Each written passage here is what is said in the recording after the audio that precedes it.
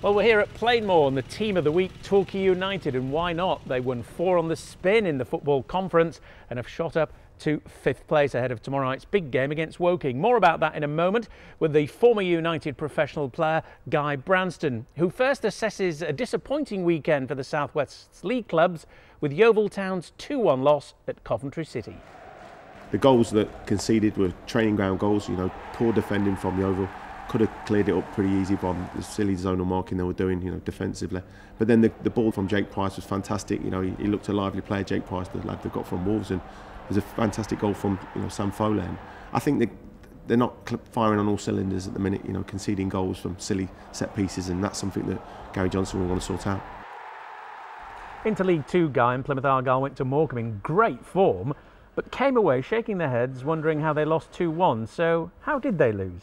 Well, bogey side Morecambe, they're flying again at the start of the season like they did last season. We struggled there last season against them.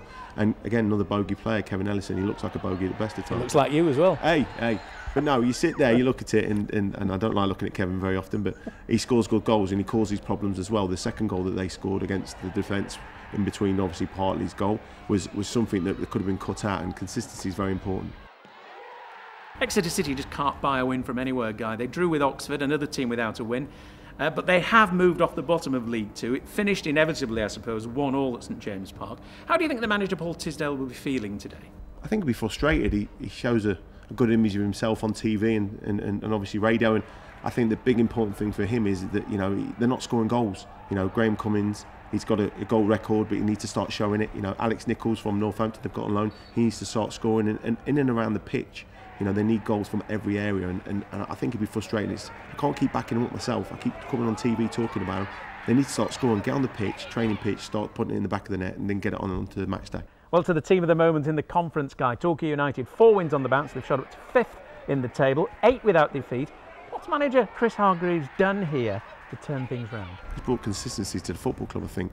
And he's getting a group of lads together that can score from any area. Midfielders are starting to score goals, which is always important. I think it sets it up for tomorrow against Woking.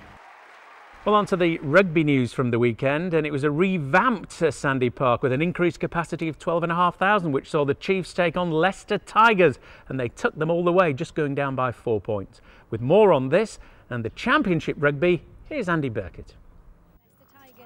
They turned up in their thousands at Sandy Park, full of confidence. And when Dave Ewers bulldozed his way over, yes, it does help when you're nearly 20 stone with a long reach. Exeter looked to be carrying on where they left off last weekend. But the Tigers refused to be caged, and they kept within striking distance of the Chiefs. Hayden Thomas darted over from close range, and at the break they led by 3. Exeter had only beaten the Tigers twice in the Premiership. Would this be third time lucky? England scrum half Ben Youngs had other ideas, matching his opposite number with a try of his own. They're over the line. They've scored. The Tigers had clawed their way back. Steenson knocked over another penalty to bring them to within 1 point, but Leicester were able to hold on for a hard-fought victory. Although no doubt disappointed to have come so close, the Chiefs still have 6 points to show from their opening 2 games.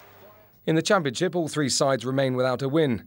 Unfortunately, they all slipped to home defeats. Andy Burkett, BBC Spotlight. Well, Torquay United tried to vanquish the only unbeaten team in the conference here tomorrow night. That's Woking. Coverage on BBC Radio Devon, along with Plymouth Argyle and Exeter City, plus Yeovil Town at Hewish Park against Crewe. That'll be on BBC Somerset.